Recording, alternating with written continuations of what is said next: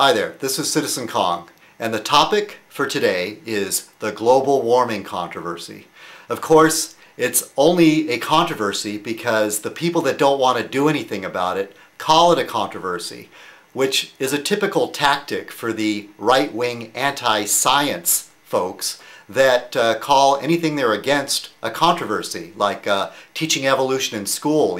Evolution, it's a controversial theory, or any things along that ilk. And if you've been following the news, the business with the Surgeon Generals, that just goes to show that our administration, the one that's in power right now, the Bushies, are anti-science. So there was a thing on the BBC, and the headline says, okay, well, let me back up a little bit. Okay, so part of the controversy is at first they were saying that there was no such thing as global warming. There's no such thing as climate change. There's not enough evidence for it. And then after the evidence became irrefutable, then the argument turned into, well, mankind has nothing to do with that. It's a natural phenomenon.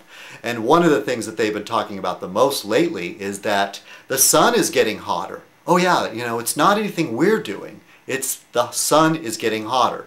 Well, okay, on the BBC News headline here, no sun link to climate change. And this study shows that for the last 20 years, the sun's output has declined, yet temperatures on Earth have risen. It also shows that modern temperatures are not determined by the sun's effect on cosmic rays, as has been claimed. Writing in the Royal Society's journal proceedings, the researchers say cosmic rays may have affected climate in the past, but not the present. This should settle the debate, said Mike Lockwood from the UK's Rutherford Appleton Laboratory. Well, hey, he over there in merry old England, they don't have to deal with the same extremists that we have in this country. So no, the debate will not be settled because they'll just ignore it. They ignore science. So it makes you wonder, what's the motivation behind it? Okay, now clearly the people that believe in climate change are a bunch of tree-hugging hippies that want to spoil everybody's fun. And there's so much financial gain, by arguing for climate change. Well, of course there's no financial gain, but we just want to change everybody's lifestyle because we feel like, it's just wrong, and what we do is just right, okay? So if anyone could come up with a better motivation for agreeing that we're overheating the planet, let me know. Now, as far as the opposition, I think it just comes down to the basic attitude that burning petroleum is the Americans' God-given right.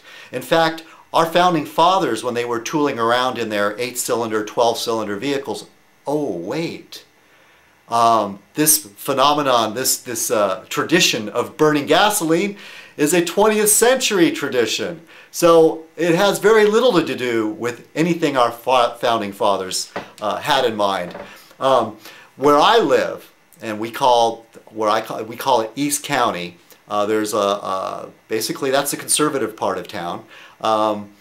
There's a group of people that had stickers on their cars that said "Off-roaders for Bush," and Duncan Hunter, he's one of these people that the off-roaders really like because he's not gonna stand in the way of people getting on their dirt bikes and ski-doos and whatever and burning gasoline for fun, driving around in circles. And so, that's a little bit of the thinking. The idea that nobody's going to stand in the way of our having fun. Screw everybody else. Just not to be confused, it has to do with putting CO2 in the atmosphere, and I'm sure you're all aware of it. CO2, an ingredient found in soda pop and beer, and it's not essentially a poison, but once you put a lot of it in the atmosphere, it acts sort of like a window.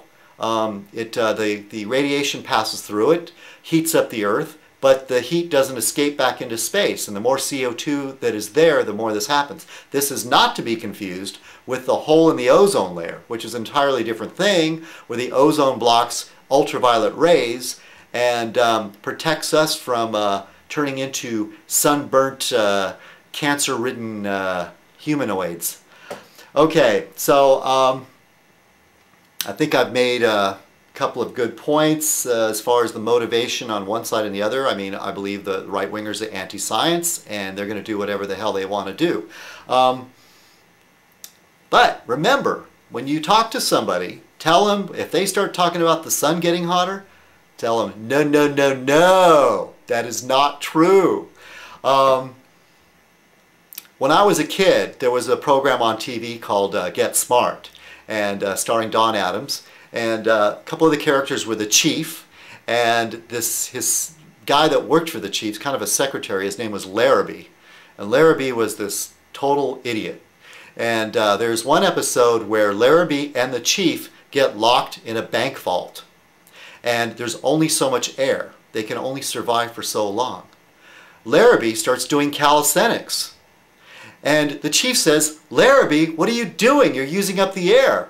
And Larrabee says, you use your half of the air the way you want to, and I'll use my half of the air the way I want to. Okay? So I think that's a great analogy. Chief is the people that believe in global warming or climate change, or that mankind is having an effect.